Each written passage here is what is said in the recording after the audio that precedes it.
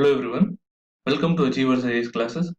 Let's begin our discussion on the current events of 16th June 2018.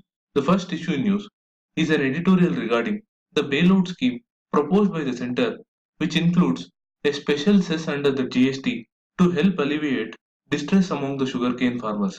The package, which has been approved by the Cabinet Committee on Economic Affairs, includes minimum pricing and special incentives for increasing molasses and ethanol production, interest subsidies for greenfield and brownfield distillery capacities, among other things.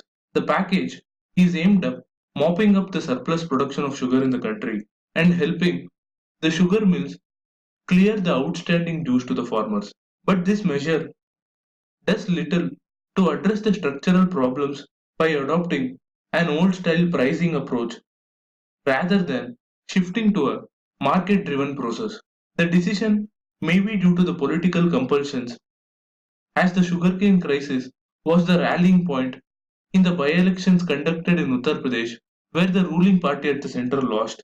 But it is no excuse for further complicating the pricing structure of sugarcane, and in the long run, the government should ensure that there is a linkage between the price paid for sugarcane and the end products it is used for, so that the farmers can take up future cropping decisions based on the market prices.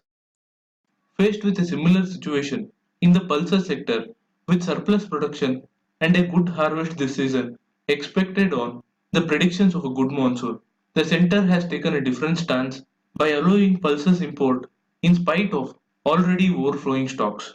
The government says that it is balancing the needs of Indian consumers and the commitments to the foreign trade partners on the one hand, and the interests of the Indian farmers on the other. Because, in the wake of high pulse prices, in 2016, India had signed an agreement with Mozambique to double the import of pulses over a period of 5 years, which obligates India to buy around 1.5 lakh tons of pulses from Mozambique this year.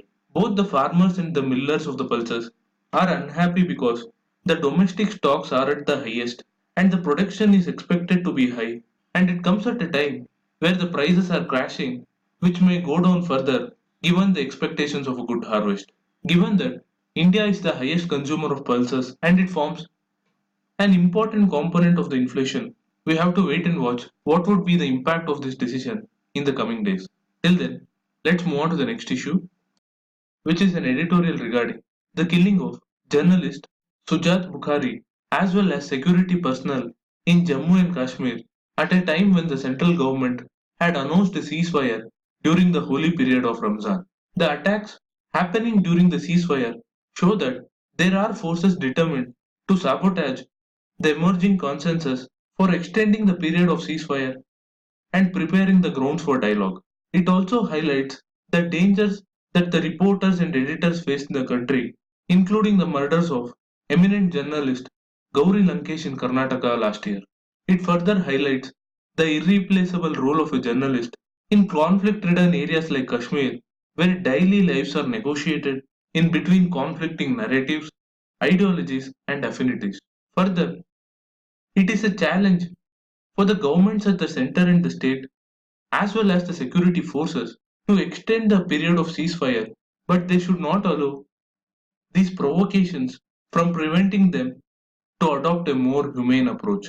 On that note, let's move on to the next issue, which is regarding imposition of FT tariffs by the US president on Chinese imports, which could ignite trade war between the two economies. I have already discussed how the unilateral imposition of such tariffs could imbalance the global trade by prompting other states to follow suit and impose retaliatory tariffs against US imports, thereby ultimately affecting the global economy. Therefore, such actions have to be refrained from, but it remains to be seen how China reacts to this action in the days to come. On that note, I'm wrapping up today's news analysis. Do share this content if you like it. Thank you for watching. Have a nice day.